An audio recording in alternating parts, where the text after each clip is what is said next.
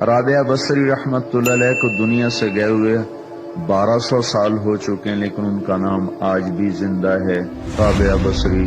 رابعہ بصری نہ کوئی شہزادی تھی، نہ کوئی ملکہ تھی، نہ کوئی وہ خوبصورت تھی، نہ کوئی خاندانی تھی، بلکہ عورت ہونے کے لحاظ سے ہر عیب اس میں تھا۔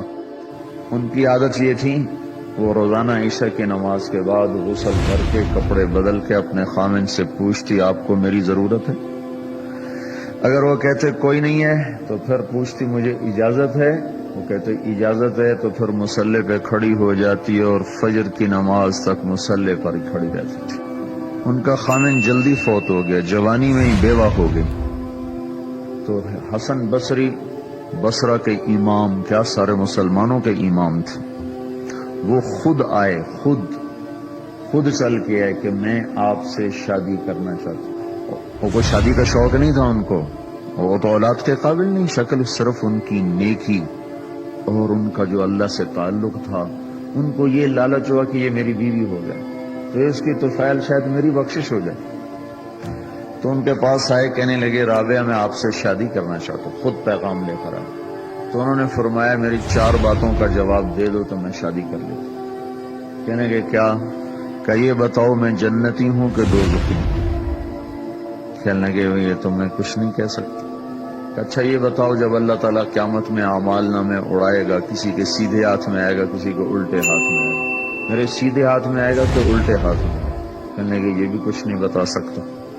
کہنے لگے اچھا یہ بتاؤ جب اللہ نیکیوں کو تولے گا، کسی کی نیکیاں بڑھ جائیں گی، کسی کے گناہ بڑھ جائیں گے، میرے گناہ زیادہ ہوں گے نیکیاں زیادہ ہوں گی؟ کہ یہ بھی نہیں بتا سکتا۔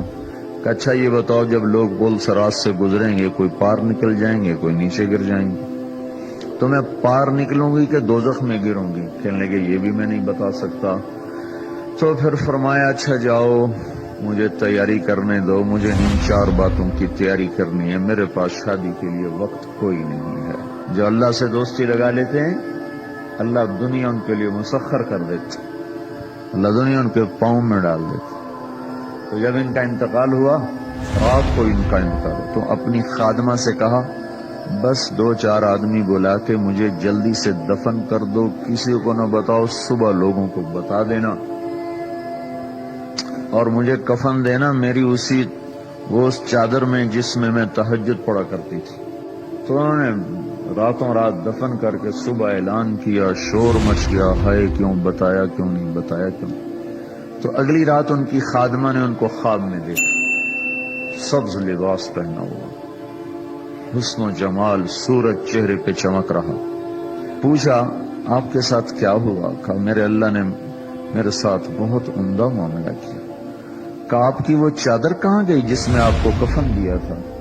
کہا وہ اللہ تعالیٰ نے اتار لی ہے اور مجھے جنت کا جوڑا پہنایا ہے، اور اس چادر کو اللہ نے سنبھال کے رکھا ہے، جب قیامت کے دن میری نیکیوں کو اللہ تولے گا تو اس چادر کو بھی اس میں تولے گا۔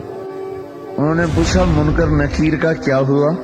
کہا وہ آئے تھے تو انہوں نے مجھ سے کہا من ربکی، تیرا رب کون ہے، تیرا رب کون ہے؟ تو میں نے منکر نکیر سے کہا جس اللہ کو 40 سال نہیں بھلایا اس کو 4 ہاتھ زمین کے نیچے آ کر میں بھول جاؤں گی؟ کہ جس رب کو 40 سال میں نہ بھلا سکی اس کو 4 ہاتھ زمین کے نیچے آ کر میں بھول جاؤں گی؟ تو منکر نکیر نے کہا اب اس کا آگے کیا حساب لینا، چلو بھائی واپس